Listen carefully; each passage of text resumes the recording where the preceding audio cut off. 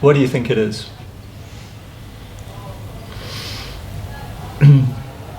And don't worry, there's Love. Love? Okay, I was just going to say there's probably going to be no wrong answers. That's right. I think once I got an answer which I would have classified as wrong, but it was so way out that I had...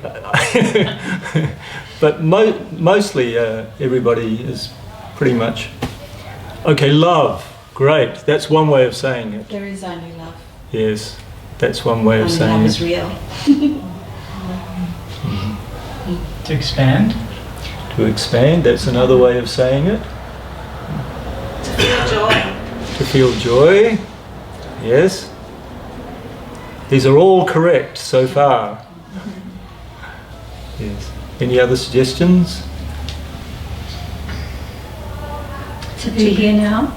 To be here now, right? And to be connected. To be connected.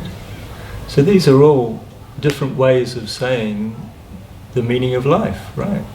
Different aspects of the meaning of life. I want to, those are all correct. I want to term it in terms of my title, to remember ourselves, right? You know, she was working with terminally ill people. I don't know if she still is, Bronnie Ware, and she wrote the book, The 7 Regrets of the Dying. And the number one regret, do you remember? It was that I wasn't true to myself. And I think, or I'm paraphrasing it, maybe not exactly that, but it was related to the self. So, you know, I always take that as a very significant remark, that out of an ongoing study, people that are just about to die, and when that happens, you know, the superficial things fall away. You don't give them much importance at all until just before the time of death, just prior to the time of death. Everything else drops away, and only the most important thing is there. And so for someone, a dying person, to say that is very significant. And it means that one's connection, our connection to self, is very likely of prime importance to us. But when we say self, what does that mean? When we say myself, what does that mean? What are we talking about? I'd like to do an exercise right now to see if we can answer that question, to see if we can come to some clarity about our self. What is the self? Okay. Now that exercise is going to be a bit confronting. Have any of you done virtual reality with the goggles? Do you know the thing called the plank? Okay. Particle or? No. What happens is you put these goggles on, and you see an elevator in front of you, and you push the thing, and you go up about 100 floors, and the elevator opens, and there's a plank, and you've got to walk it. And you know you're just in a room, and there's no way you can fall, but your mind is telling you that there's a plank 100 floors up, and it's very confronting. When I did it, I felt quite traumatized, but they gave me a blue... Straight afterwards, they gave me a blue whale to calm me down. I was in the middle of the ocean and a blue whale. So don't worry, I'll give you a blue whale afterwards. Okay, so let's see if we can come to some idea of some feeling of the self. And what I'm going to do is, feel free to, if you want to close your eyes, feel free to. If you want to keep them open, that's also fine. And what I'm going to do is start from the widest kind of parameter and see if we can peel away the layers of our identity and keep peeling them away until we can come to that feeling of self. So let's try that exercise now. When I say a particular thing, it means that you don't have that thing anymore. Okay? Try to imagine yourself without it. Your country.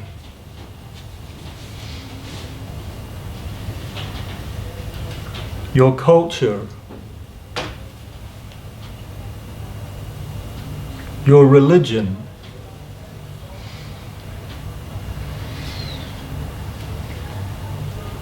Your society.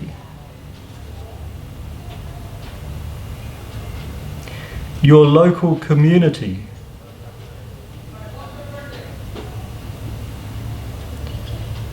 Your place of residence.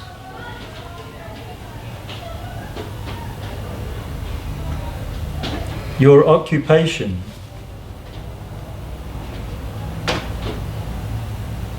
Your possessions.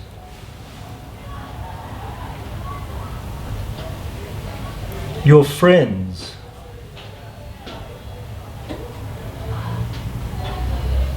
Your family.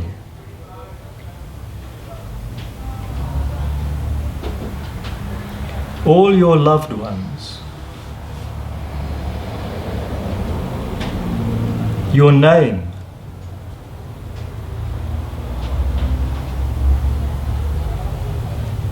Your body.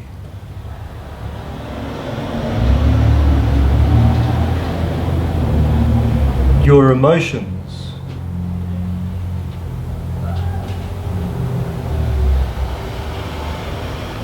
Your likes and dislikes.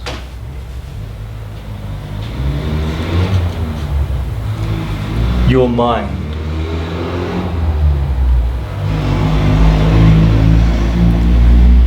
Now just take a moment to reflect on who you are without all those things that I've just said.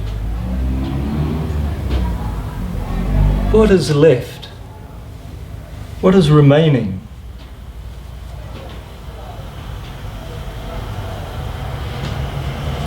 What is your sense of self when you take away all those things? Come in, Adam.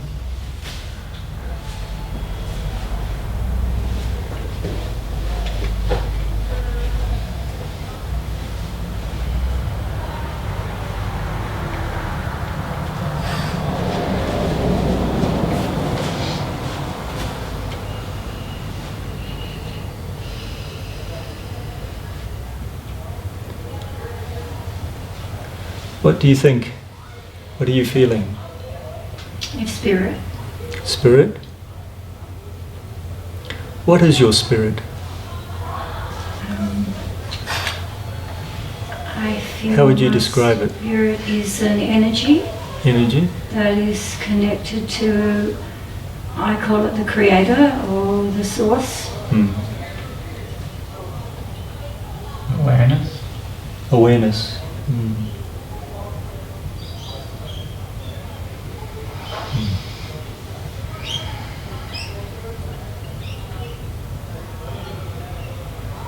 Our inner spirit, our awareness,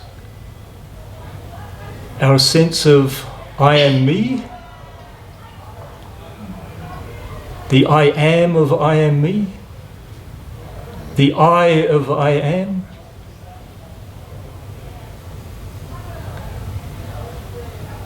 Of course, there's many ways we can say it, but it's our sense of existence, our sense of self, our sense of being.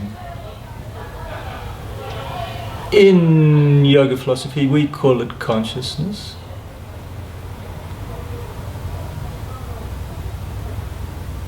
Our consciousness Yes, you can say our consciousness is the I of I am, our essential feeling of existence. Now, why do you think that someone would say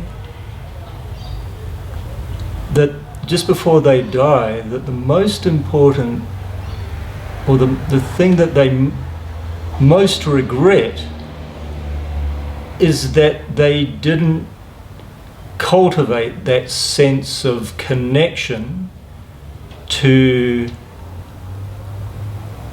our inner spirit, or our consciousness, or our sense of I am, I exist, our sense of self? Why would that be important to a person? Because up till now it's just words that we've been using, isn't it? Because it's a part of us that nobody can take away. Right. Yes. And as you get closer to death, don't you know that that's all there is going to be? Yes.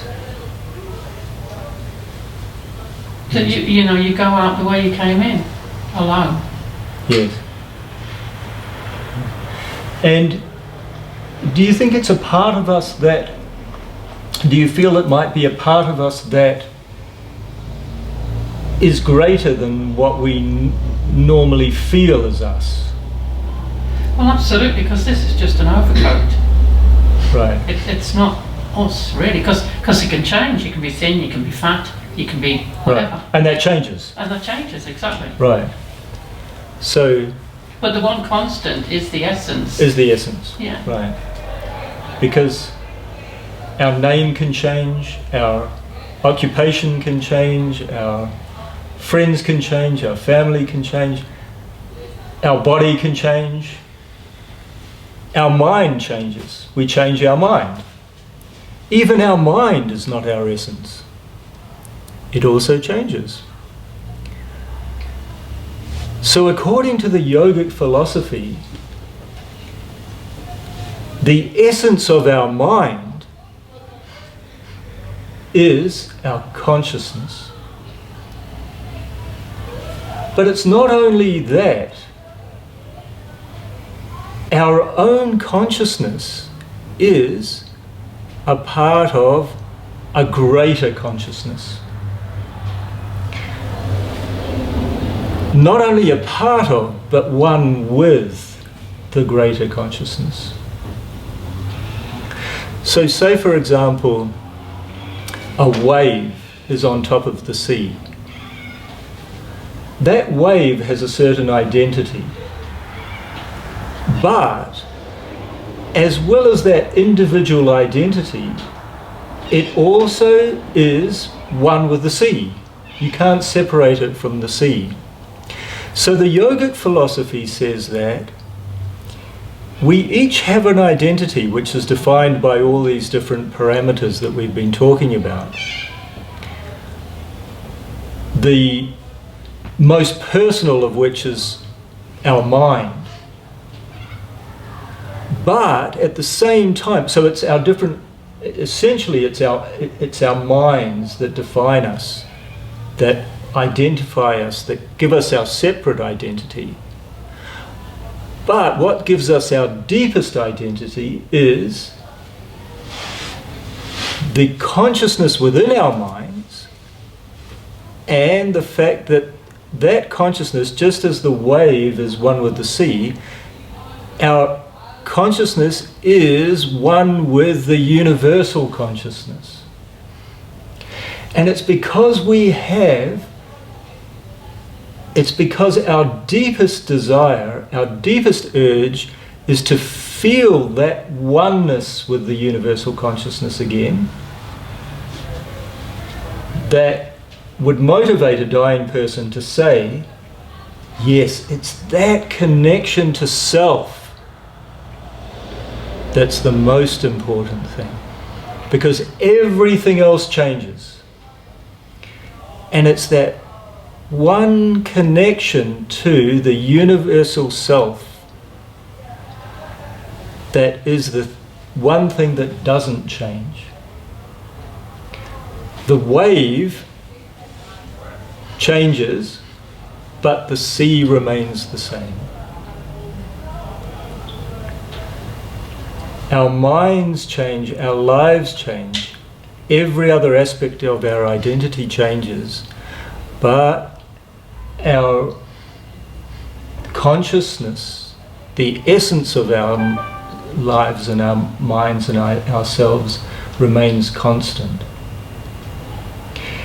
Not only that, it is infinite. Infinite consciousness. According to the Yogic philosophy, the consciousness that is inherent in each and every mind within this universe, and within which the entire universe exists, is infinite consciousness. The universe itself is not infinite, it's vast, but it's not infinite.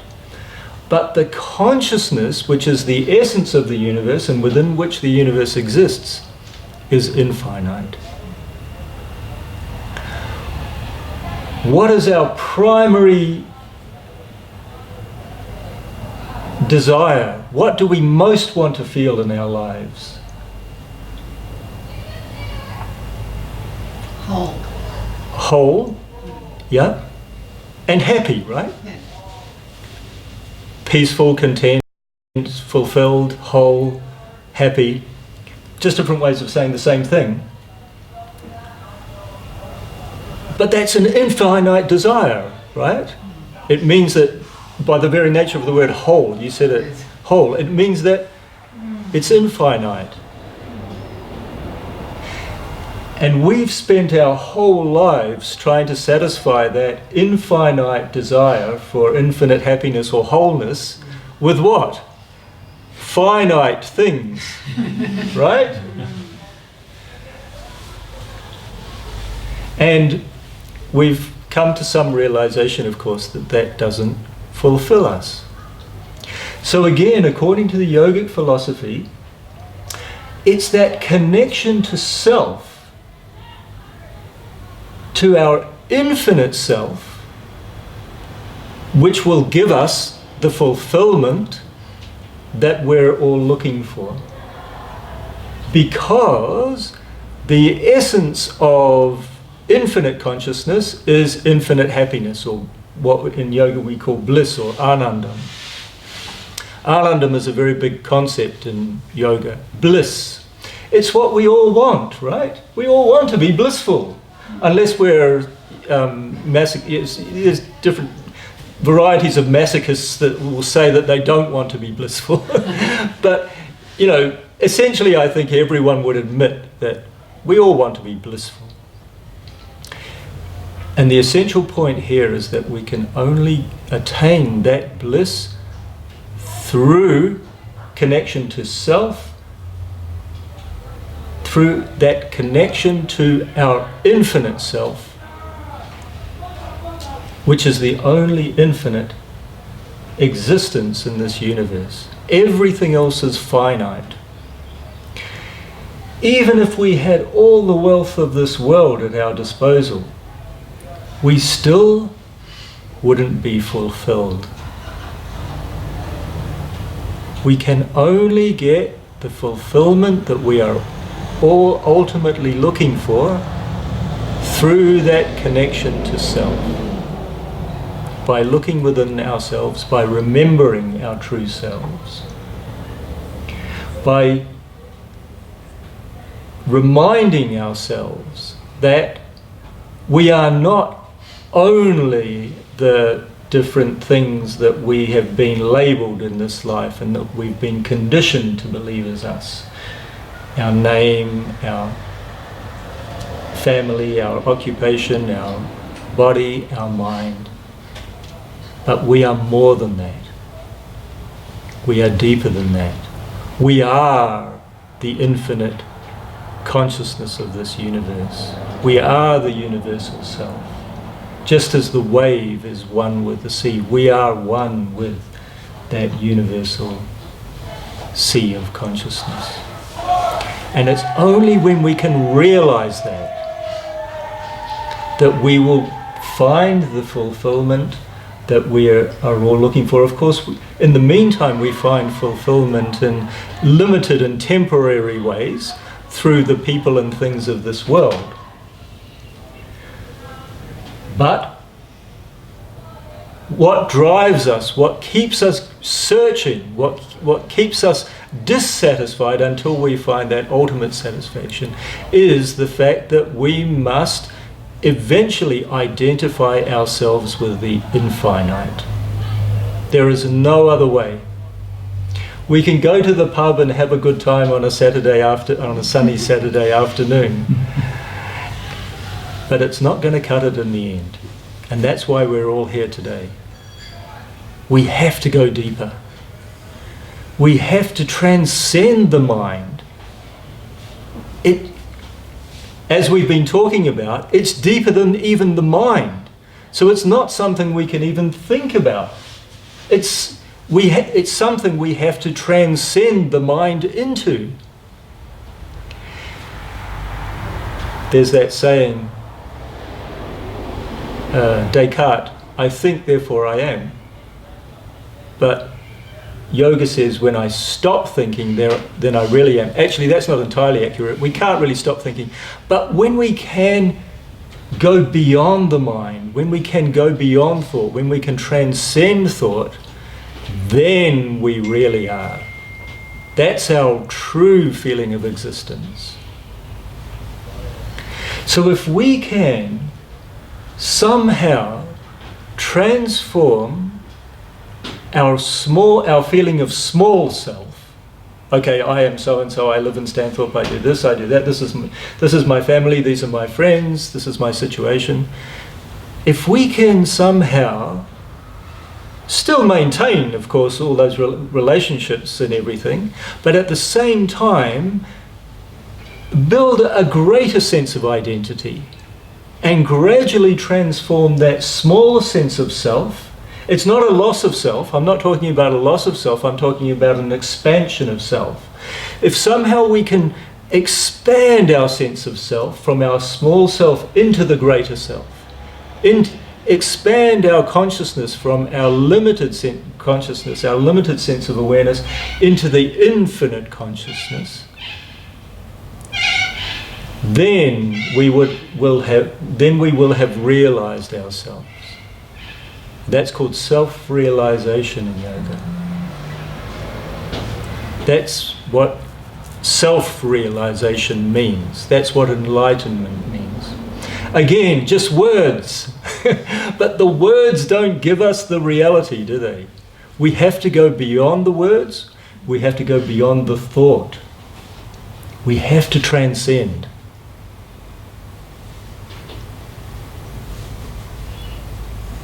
And when we do that, we will experience, because the essence of self-realization, the essence of enlightenment is an exquisite happiness which is beyond any other worldly happiness that we can or have experienced in our lives. That happiness is infinite happiness. That happiness is bliss. But it's not like any other type of happiness. Happiness is usually countered by unhappiness, right? This is the world of duality. When you experience happiness, you experience sadness. When you experience pleasure, you experience pain. Bliss has no duality, it's the absolute. Just as the infinite consciousness of this universe is the only absolute, the essence of that infinite consciousness or infinite happiness is absolute happiness.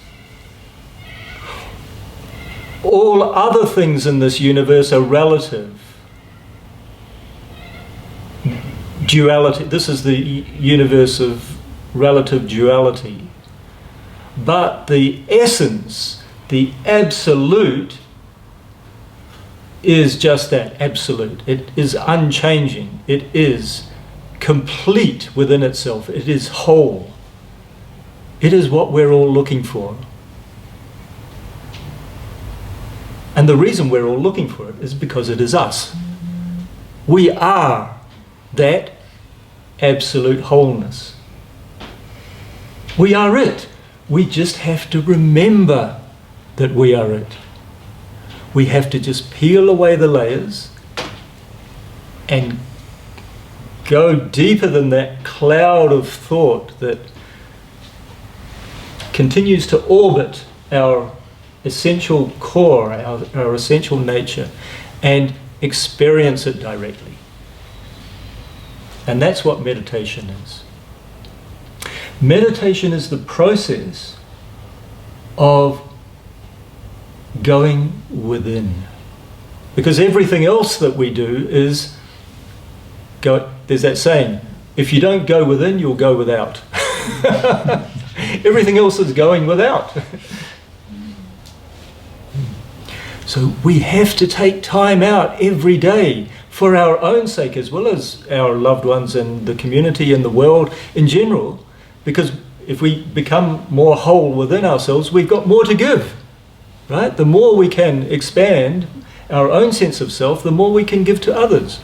So for our own sake, as well as others, we have to now adopt a new way of life. Still keeping the old things as well. We don't want to neglect anything. We don't want to neglect our family and our health, our family, our friends, our community, our work.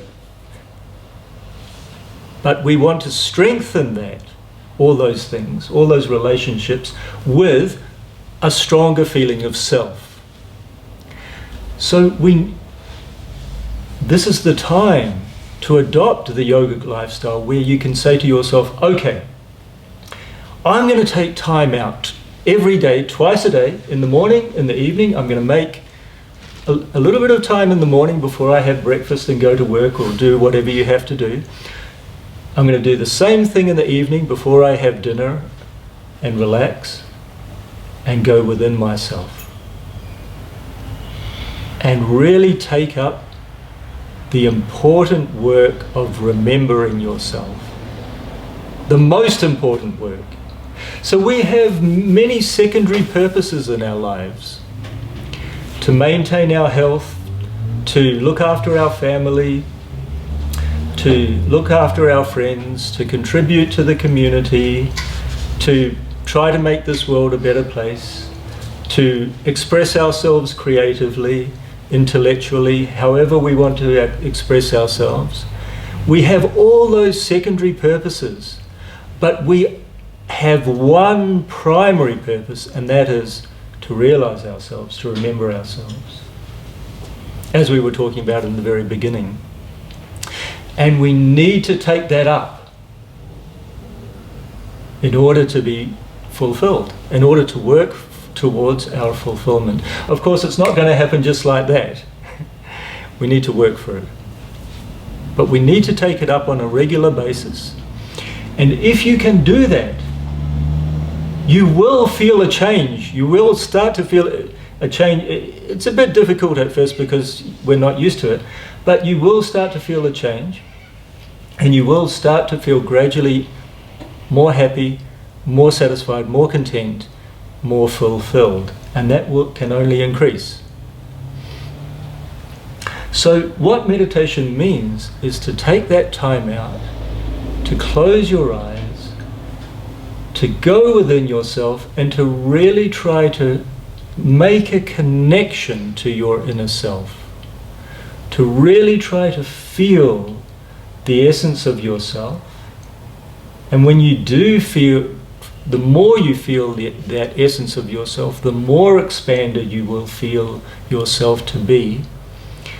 And the corollary of that is that the more you feel that, the more you will encompass all people and things within the scope of your love. So the feeling of connection and love and self within you will also translate as a greater feeling of love and connection and self to others. there are actually no negative side effects to meditation. Meditation is the one thing that you can do in your life that is completely positive. It's a win-win for everybody. And I can only speak from my own experience, but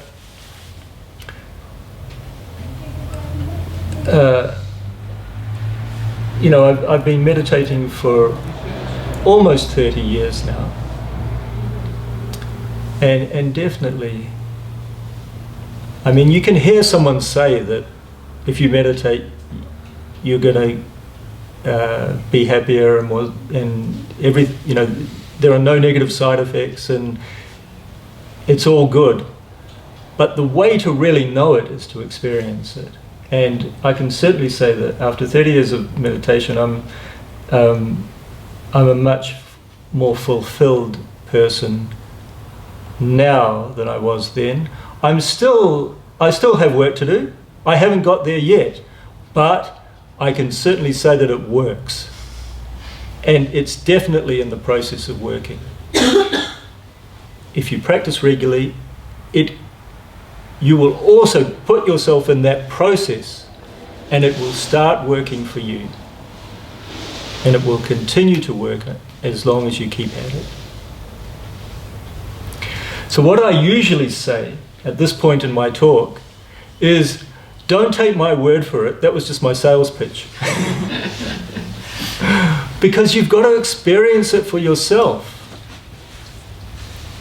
More than anything else, it's an inner experience. And more than anything else, it depends on you practicing it. Okay, so you can, you know, you've come here and listened to me today talking, giving an intro about meditation, and now we're going to do a meditation now. But the real benefit to you is if you can make it a part of your lifestyle. And it doesn't. Can I ask something? Yes, certainly. So is it like Christians praying? There's a saying. It's a kind of it's a generalization, but it has some truth to it. That praying is like talking to God, and meditating is like listening to God. It's more a matter of feeling.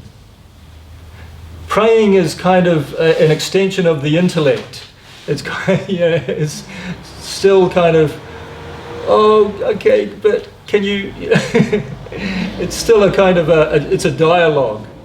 We're trying to get away from that with meditation to go deeper. Now, I've talked about the first part of the title.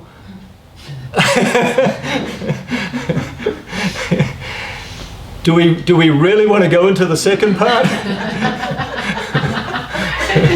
You don't want to. The life, the universe, and everything part. We can if you want. I thought it was already there, but please go. I've kind of touched on it. Now ask me Everything, everything. Yes. everything. Yes. Anybody else wants to know about the origin of the universe? Is it relevant to self? Of course. Look, philosophy is not necessary. No. But it can be helpful. Okay. But it's not necessary. The thing that is necessary is that you go within yourself. Now, if you need a kind of a philosophical analysis, or if you need to delve into the philosophy of things to convince yourself that closing your eyes every day and going within yourself is going to be advantageous or beneficial, then so be it. But the main thing is to do it, to practice it. And if you have any doubts, of course you can try to convince yourself philosophically, but the best way to convince yourself is by the experience of it. Is to say, well, look, because when you go for an operation, you don't say to the surgeon, well, I want to keep an eye on what you're doing here, you know. You have to put your trust in the surgeon and have some faith in the process. When I first learnt meditation, my teacher said to me, so practice this for at least a month, and then, you know, at that time you can look back and you can decide if you want to continue. You know, you can assess whether it's done any good for you. About a year later, I remembered that he'd said that, and yeah, once you start practicing, you really, it's an internal conviction that, you know, this thing really works and it's really good for you. Now, ask me some questions if you like, about the origin of the universe or whatever whatever it was. And then we can do the meditation. So don't worry, we are going to do the meditation. We just have to solve the mystery of the universe first. Have we got enough time? What's the time? That's what I'm saying. Have we got... We need at least 5 minutes for that.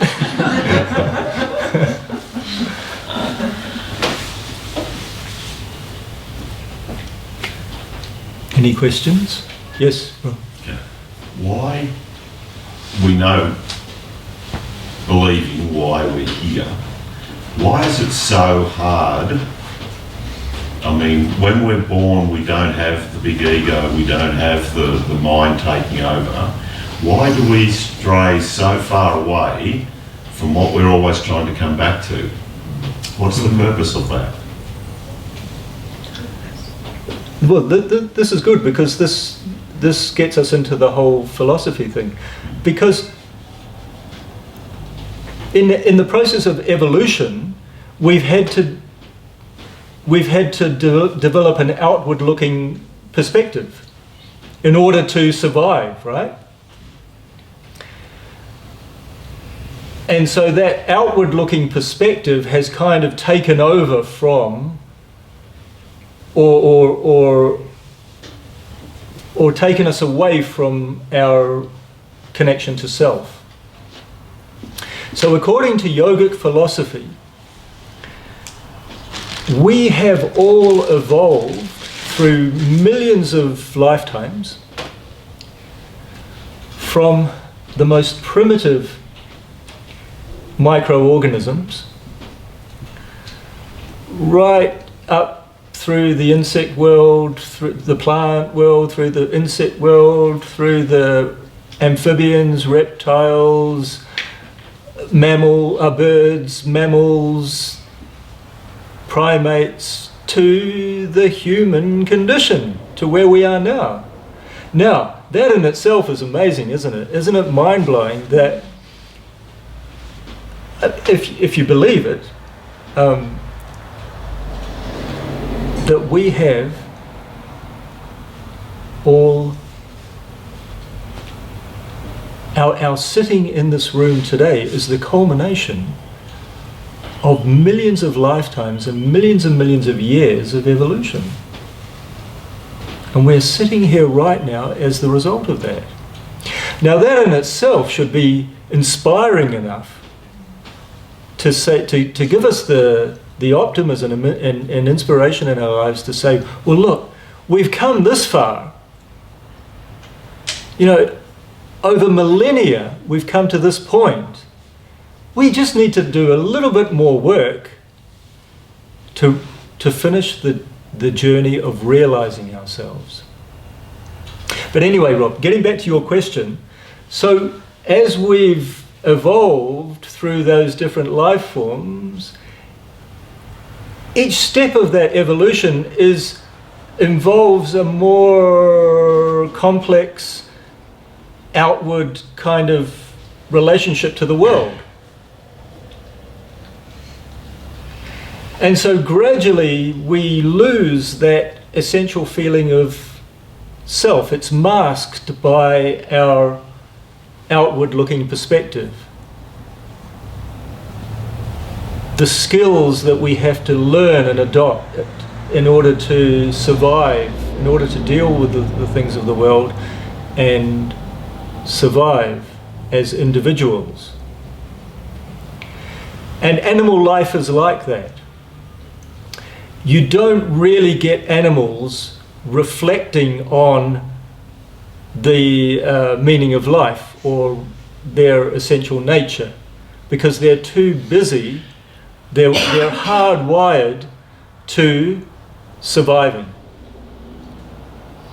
It's only in human life that we have both the opportunity, the physical structure, the biological structure, and because of the evolution of mind, finally the self-reflection, the self-reflective capacity to actually do that. But in the meantime, we've become used to dealing with the world. So now we say to ourselves, okay, this is the situation.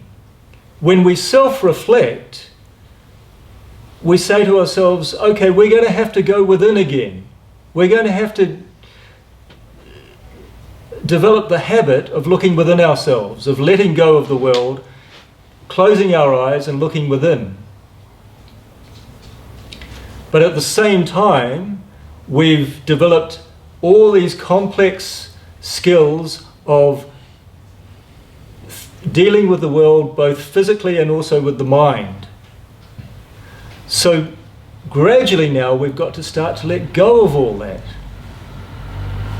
Of course, we still have to use our faculties, the faculty of mind. We still have to use the different faculties of our bodies in order to function and survive in this world. But at the same time, we've got to take time out and meditate, go within ourselves, and also develop the faculty of realizing ourselves, of connecting to ourselves again.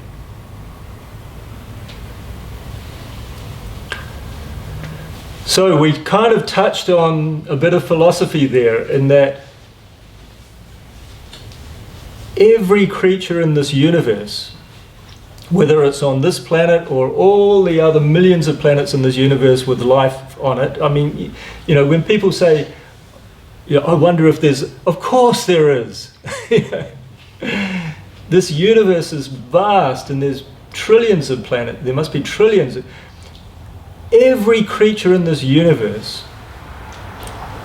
evolves from a state of pretty much near unconsciousness to ultimately full consciousness again.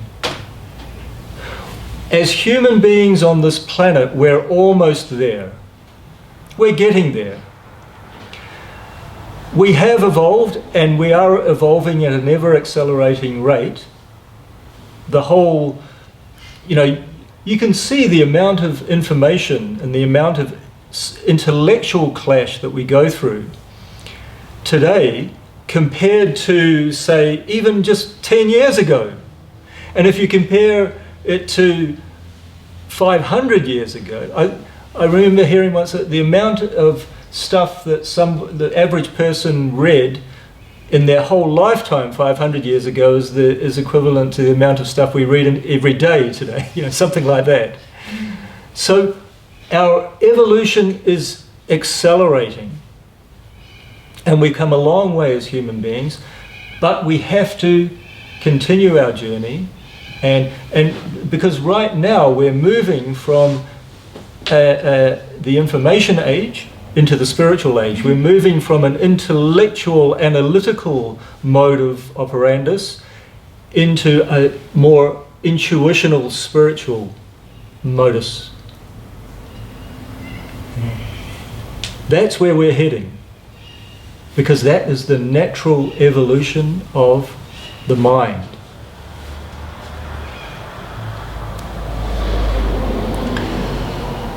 All the different things in the world that are happening today, all the conflict and all the seemingly negative stuff, which is negative, but if you look at it in another way, it's positive in that it is facilitating our evolution.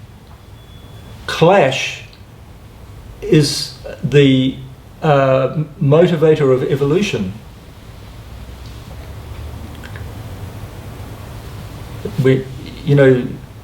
After the World War II, for example, there was a huge jump in the evolution of technology, science and technology. And it's the same with any kind of clash whenever we experience conflict or clash in our lives, we can console ourselves with the fact that, okay, it may have felt negative or it may have been negative in many different ways, but at least we can console ourselves with the fact that it's propelled us forward. It's facilitated our ongoing evolution. I'd like to say something. Yes. Because I think this is really one of the reasons why to do yoga and meditation is so important. Because it is said we develop in two ways. Either we do yoga and meditation and we develop consciously, like really with intention and consciously, and so we develop our chakras and we develop our mind and we develop our directions in life. But if we don't do spiritual practices, then life develops us anyway through clash and cohesion and suffering. So this is one more reason why spiritual practices are so important to be introduced in one's own daily life, because we can overcome suffering. Sure. It's a matter of perspective. You may as well view some... I remember once, when I was a naive teenager, I said to myself, okay, now I'm going to arrange all the things in my life so I don't experience any conflict. Of course, it didn't work. So we can't avoid conflict. We can't avoid clash. We may as well look at it from the positive perspective and utilize that clash and conflict for our ongoing evolution. Yeah, very good point, Rada. Yeah. Yes. And so, whatever happens in our lives, we should never get despondent. People get despondent because they don't see it in the wider perspective. If we can see whatever is happening in our lives, both personally as well as in the wider world, if we can see that from the wider perspective, and in this perspective that it's all facilitating our ongoing evolution, both individually and collectively as a species, and all the other species on this planet, then we will never get despondent. We will always be optimistic, because we will keep in mind that life is a mission. Our life has a deeper purpose. And that purpose, regardless of all the other secondary purposes in our lives, is a common purpose. Not only a common purpose amongst us all, but inevitable for each and every one of us. It is inevitable that each and every one of us will, sometime or another, one fine bright day, realize ourselves and attain permanent and complete fulfillment. Isn't that a beautiful thought to have? And if we keep that in mind, then nothing will ever get us down. So I propose that what I suggest is that to keep that in mind in your life, and to practice, keep that overall perspective in mind, but at the same time practice the meditation, and then gradually you will realize it. You will realize all the things that I've been talking about. Any other questions? How are we going for time? Oh, we've got hours. Yeah? Hours. Oh, okay. It's only 2019. Keep going. Yeah? Shall we do a bit of... now, feel free to... I Yes. would have a question. Yes. Maybe you've got some tips on discipline. Tips on discipline? Yeah. I'm not the one to ask about tips on discipline. I can help you there, but another time. He gets up very early in the morning. No, you are very disciplined. Discipline, but discipline should not be forced. Discipline should be an internal urge. Mostly an internal urge. Of course, there's some external. It's good to have some external pressure as well, but mostly it should be an internal urge. So if you have a positive perspective and a positive take on life, and you feel that your life is a mission, then naturally you will have an innate discipline, right? Because you will feel that there's a reason to get out of bed, and you will. But there are some. See, what I'm talking about now is just the core of the yogic lifestyle. But there's many other. We were talking about this. Radha interviewed me earlier today. We were talking about this. That there are many different aspects to the yogic lifestyle, and many disciplines that you can adopt if you want to facilitate, to optimize your meditation practice. For example, ethical living. If you always try and do the right thing, it's not only good for others, but it's also good for you, because there's nothing like a clear conscience for sleeping at night. A dietary situation, that's a problem. Dietary, that's another one. Yeah, it's tricky. So try to, as much as possible, go vegetarian. Yeah, done that. Yeah. Because animals are also on their evolutionary journey, and as a general rule, it's not so good for them if you eat them. If we can make a general rule that, So diet is important. Helping others is also important. Service. To do some kind of community service on a regular basis, where you're not getting anything in return, anything tangible anyway, but you will get a certain satisfaction of mind, and it will help you in your meditation and in your evolutionary process. Yoga postures, also good to do. And now we're going to do some kirtan. Do you know what kirtan is? Singing a mantra is very good. Chanting, that's what, yes. And meditation. So if you can, you see, but it's not an absolute. You don't have to do everything 100% strictly. As much as possible, incorporate all these things into your lives. And so don't have any feeling of, regret or guilt or anything like that you're not doing everything as, my guru, he gave us such a system, and in the end we all just realized that only he could follow it all, But you do as much as you can, do as much as your capacity will allow you to do. And even just a little bit is better than nothing.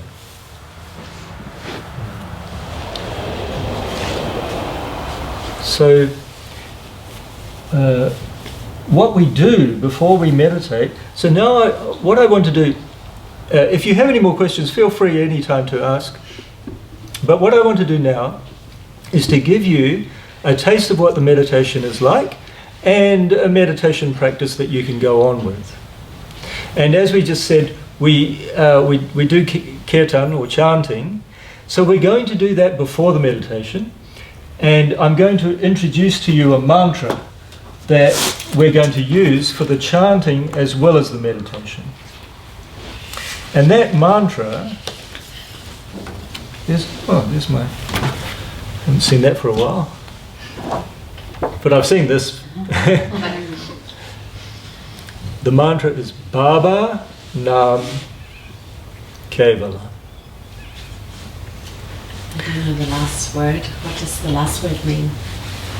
It's interesting that you said that, because the first two words we know, don't we? The last word means only.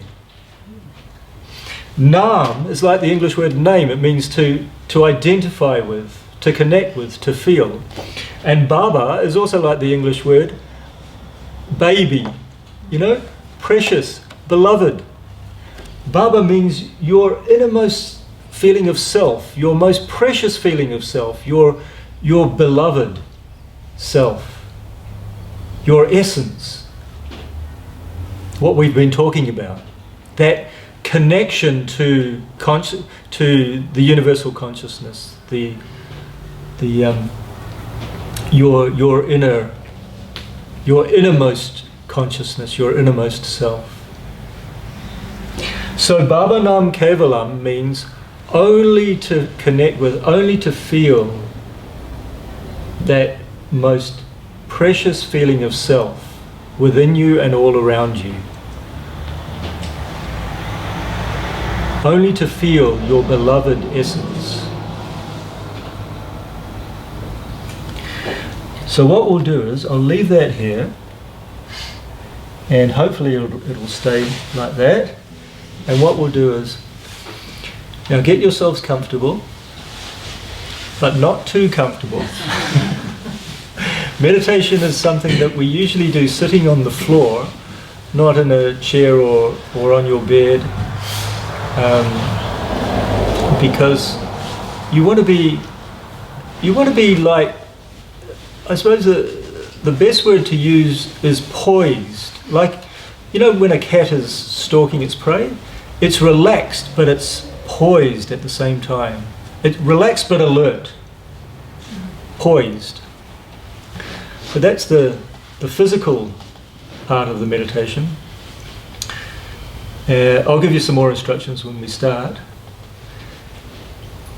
And when we're singing the mantra, close your eyes and try to... So the purpose of the kirtan or the chanting is to get you into the flow of the mantra, to get you into the feeling of the meditation.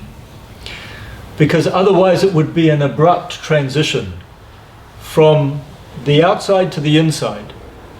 The chanting is going to give us a smooth transition from the outside to the inside.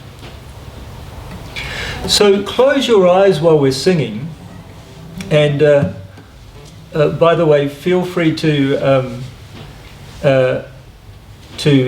sing as loudly as you like. Take it from me, you're not going to want me to be the only one singing. So let's not let that happen. So feel free to sing as loudly as you like, and at the same time really try to feel what you're singing about. Really try to feel that inner, because as you think, so you become. The more you can feel the meaning of the mantra also has a vibration which is going to work on you automatically, but also the more you can feel the meaning of the mantra, the more it's going to really instill that feeling of oneness and infinite oneness within you. And then that will lead into the meditation. Are you ready to do that? Let me just... I tuned this guitar recently with the wrong string, so... because the music shop was closed. But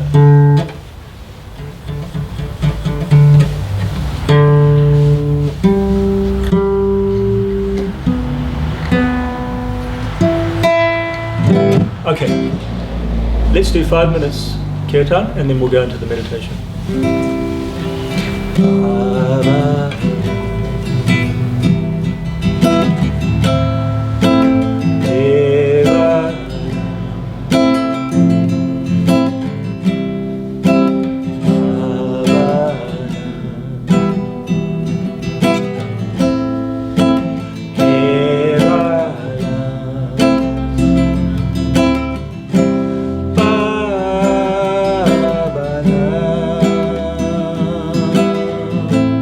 Ke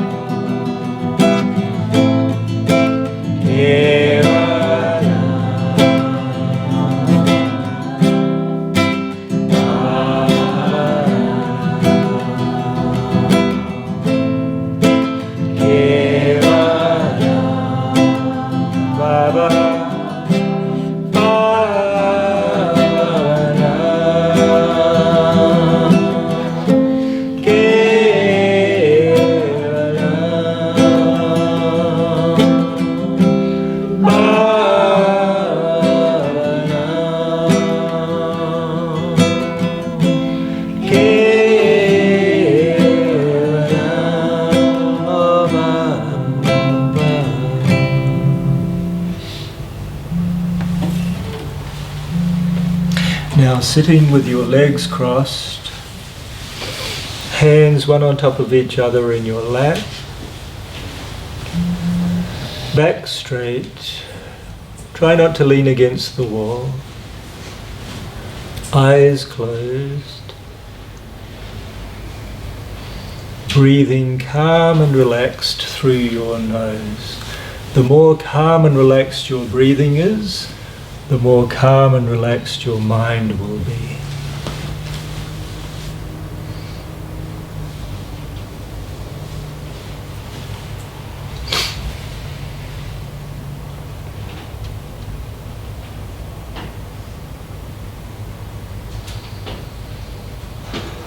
And feel that you are completely at peace.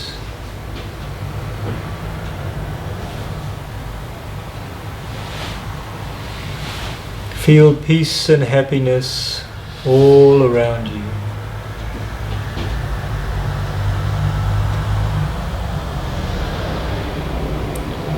Feel infinite happiness surrounding you in every direction.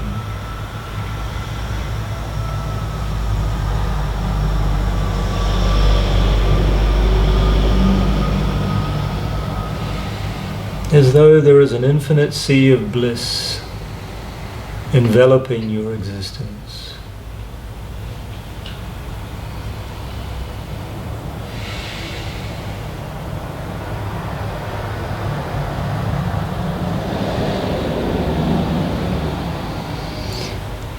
And continue to repeat Baba Nam Kevalam within your mind. Baba Nam Kevalam.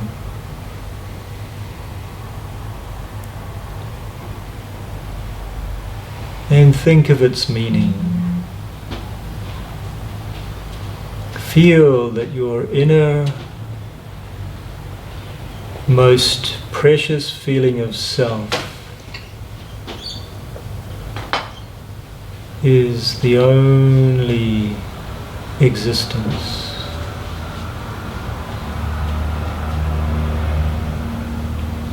And feel that your inner self is expanding out into the infinite self of the universe. Just like a river merges with the sea when it meets the sea, feel that your own sense of awareness is becoming one with the infinite awareness all around you. Keep repeating Baba Nam Kevalam as you feel that your own consciousness is merging into the infinite consciousness surrounding you.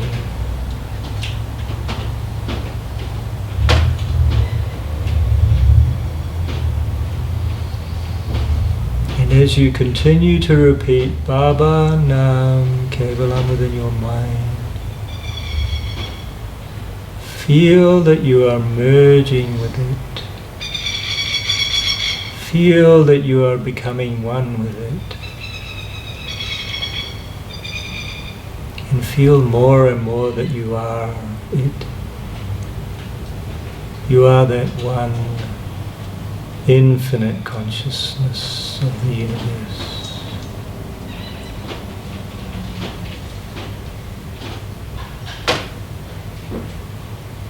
And continue like that for another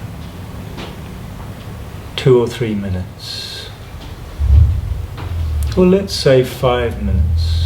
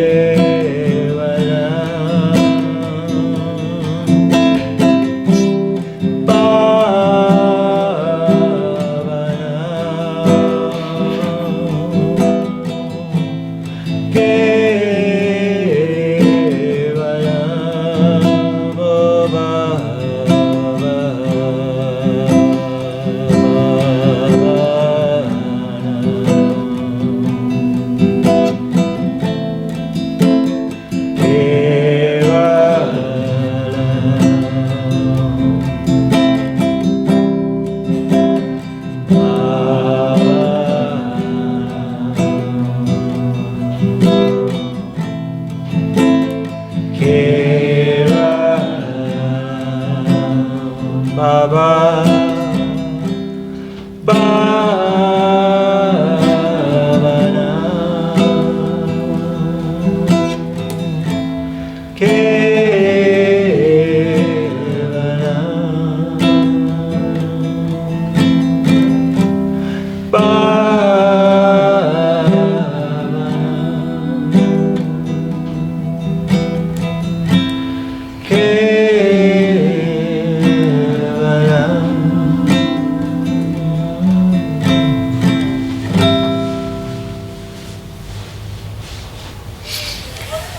And then, when you feel ready, open your eyes and bring yourself back to the immediate surroundings.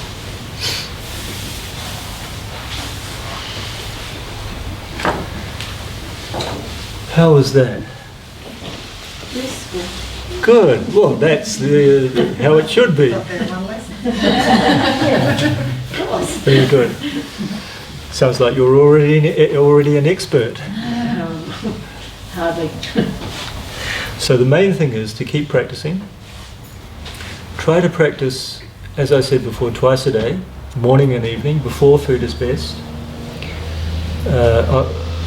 If not on an empty stomach, but certainly not on a full stomach. You don't want to be thinking about your stomach, put it that way.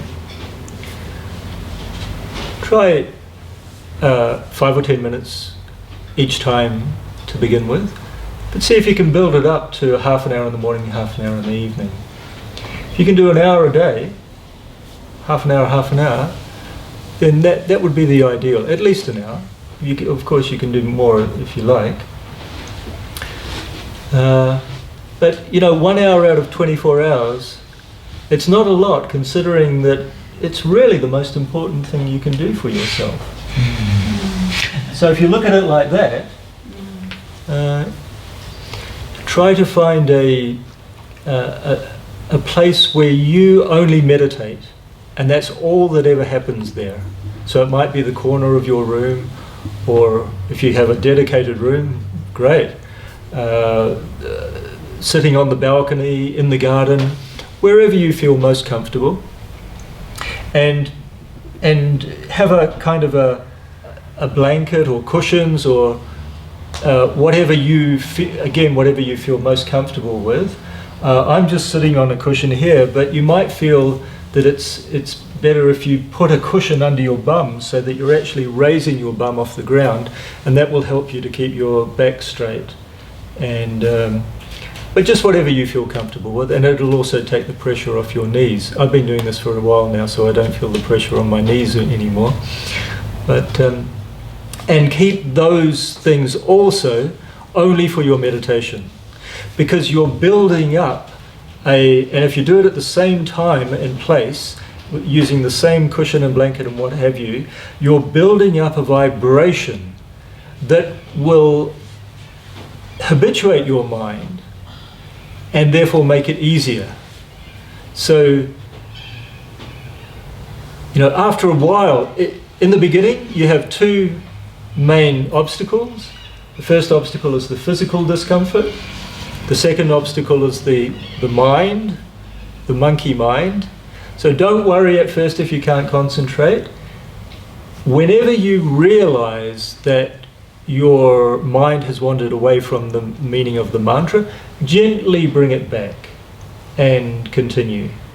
And if you continue to gently bring your mind back, then it will get used to it, and then it will become easier. So you're trying to build up a vibration a meditative vibration that at that time of the day that you're meditating, at that place, will optimize your meditation practice. And that can only get better as you go on. So as I said before, I would suggest that you continue to meditate. Of course, I'm not going to suggest otherwise. And then you will really benefit from the practice. Then you will really realize the benefit of it. Because you'll be gradually realizing your inner self more and more and more. Do you have any questions? Yes. I wonder, Why 30 minutes? Why not 25? Why not 45? Why not 5? Why not 5? Yeah. Yeah. Well, 30 minutes is a good average time to meditate. 45 is better. But you know, if you've got the inclination and you have the time, by all means, meditate longer. But 30 minutes in the morning, 30 minutes in the evening is our standard recommendation. Yeah. Now, as I said, you might not be able to do that at first, but try to work up towards it. Try to build up to it. Well, regarding meditation, the more the better, if you can meditate. In the old days, they used to, you know, because things were different then, and you used to get yogis in the Himalayas and places like that would meditate almost continuously, because they had nothing else to do. But we're not in that situation. And in the meantime, the human mind has evolved, so we don't need as much, and the techniques have evolved as well. So the practice is more efficient now. So this meditation is something that you can do, incorporating it into your lifestyle with all the other things that you have to do in your life. You don't have to give anything up. In fact, you will free up time to do other things, because you'll do things. There's a saying: if you think you don't have time for meditation, it means you need to do more meditation, because the meditation itself will make your mental processes and everything that you do more efficient. Okay. Any other questions? Well, Sometimes, Dada, in my experience, sometimes when I meditate, I almost feel like I've fallen asleep and I need to bring myself back into a more alert state. Is that common? Or am I like a horse and can sleep sitting up? Are you sitting? You're not leaning on anything. You're just sitting there. Yeah.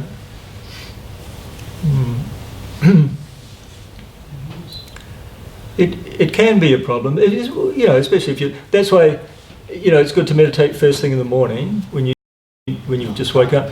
Refresh yourself, of course. Brush your teeth and it's good to have a cold shower or a cool shower, and or there's this other thing called the half bath that we do to freshen up if you can't have a shower.